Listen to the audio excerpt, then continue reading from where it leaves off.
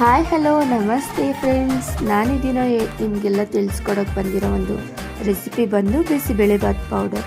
ಇದಕ್ಕೆ ಬೇಕಾಗಿರೋ ಸಾಮಗ್ರಿಗಳು ಮೊದಲಿಗೆ ಉದ್ದಿನಬೇಳೆ, ಕಡಲೆಬೇಳೆ, ಖಾರಕ್ಕೆ ನಾರ್ಮಲ್ ಮೆಣಸಿನ್ಕಾಯಿ ಮತ್ತು ಬ್ಯಾಡಗಿ ಮೆಣಸಿನ್ಕಾಯಿ, ಚಕ್ಕೆ, ಲವಂಗ, ಮೆಣಸು, ಜೀರಿಗೆ ಮತ್ತು 4ರಿಂದ 5 ಏಲಕ್ಕಿ, ಕರಿಬೇವು, ಸಾಸಿವೆ. ಇದಿಷ್ಟನ್ನು ನಾವು ರೆಡಿ ಮಾಡಿಟ್ಕೋಬೇಕು.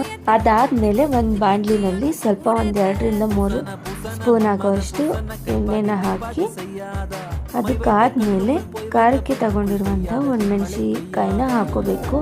ಅದನ್ನು ಒಂದು 10ರಿಂದ 15 ಅಥವಾ ನಿಮಗೆ ಎಷ್ಟು ಖಾರ ಬೇಕೋ ಅಷ್ಟು ತಗೋಬೋದು. ನಾನಿಲ್ಲಿ ಒಂದು 200 ಗ್ರಾಮ್ಗೆ ಎಷ್ಟು ಬೇಕೋ ಅಷ್ಟನ್ನು ನಾನು ಯೂಸ್ ಮಾಡ್ತಿದ್ದೀನಿ. ಬ್ಯಾಡಗಿ ಮೆಣಸಿಕಾಯಿ ಫ್ಲೇವರು ಮತ್ತು ಕಲರ್ಗೆ ನಾನೊಂದು 10ರಿಂದ 15 ಹಾಕ್ಕೊಂಡಿದ್ದೀನಿ.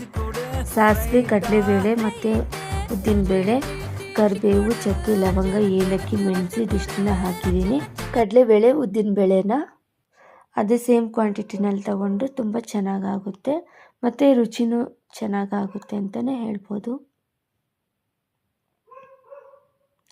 ಇದಿಷ್ಟನ್ನ ಚೆನ್ನಾಗಿ ಫ್ರೈ ಮಾಡಿ 1-2 ಮಿನಿಟ್ಸು. ಅದಾದಮೇಲೆ ಒಂದು 1/2 ಟೀ ಸ್ಪೂನಷ್ಟು ಮೆಂತ್ಯ ಹಾಕಿ, ಅದಾದಮೇಲೆ ಅದು ಸ್ವಲ್ಪ ಫ್ರೈ ಮಾಡಿದ ಮೇಲೆ ಎತ್ತಿಟ್ಕೊಂಡಿರುವಂಥ ಕೊತ್ತಂಬರಿ ಮತ್ತು ಒಣಕೊಬ್ಬರಿ ತುರಿದಿಟ್ಟಿರ್ತೀವಲ್ಲ, ಇದಿಷ್ಟನ್ನು ಹಾಕಿ ಚೆನ್ನಾಗಿ ಮಿಕ್ಸ್ ಮಾಡಿ 1-2 ಮಿನಿಟ್ಸ್ ಇದನ್ನು ಮತ್ತೆ ಫ್ರೈ ಮಾಡಿ. ಯಾಕಂದರೆ ಕೊತ್ತಂಬರಿ ಇದರಲ್ಲಿ ಹಸಿ ವಾಸನೆ ಇರುತ್ತೆ, ಅದು ಹೋಗಲಿ ಅಂತ ಹೇಳಿ.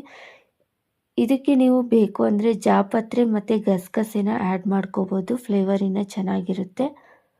ಆಮೇಲೆ ಇದನ್ನು ಪೌಡ್ರ್ ಮಾಡ್ಕೊಳ್ಳೋಕೆ ಮುಂಚೆ ಜಾರ್ಗೆ ಅರ್ಧ ಸ್ಪೂನಷ್ಟು ಅರಿಶಿನ ಹಾಕೋಬೇಕು ಮತ್ತು 1-2 ಚಿಟಿಕೆಯಷ್ಟು ಹಿಂಗನ್ನು ಹಾಕಿ, ಅದಾದಮೇಲೆ ನಾವು ಬಾಣಲಿನಲ್ಲಿ ಫ್ರೈ ಮಾಡ್ಕೊಂಡಿರ್ತೀವಲ್ಲ ಅದು ತಣ್ಣಗಾದ್ಮೇಲೆ ಜಾರಿಗೆ ಹಾಕ್ಕೊಂಡು ಪೌಡರ್ ಮಾಡ್ಕೋಬೇಕು. ಈಗ ಪೌಡರ್ ರೆಡಿಯಾಗಿದೆ ಮತ್ತು ಇದನ್ನು ನೀವು ಕೂಡ ಮನೆಯಲ್ಲಿ ಟ್ರೈ ಮಾಡಿ ಹೇಗಿತ್ತು ಅಂತ ಕಮೆಂಟ್ ಬಾಕ್ಸಲ್ಲಿ ಕಮೆಂಟ್ ಮಾಡಿ. ನಿಮಗಿನ್ನೂ ಯಾವ್ಯಾವ ಥರ ರೆಸಿಪಿಗಳು ಬೇಕು ಮತ್ತು ಯಾವ ಥರ ಕಂಟೆಂಟ್ನ ನಾನು ನಿಮಗೆ ಕೊಡಬೇಕು ಅನ್ನೋದು ನಿಮಗೆ ಒಂದು ಅಭಿಪ್ರಾಯನ ನೀವು ಕಮೆಂಟ್ ಬಾಕ್ಸ್ನಲ್ಲಿ ನೀವು ಹಾಕ್ಬೋದು.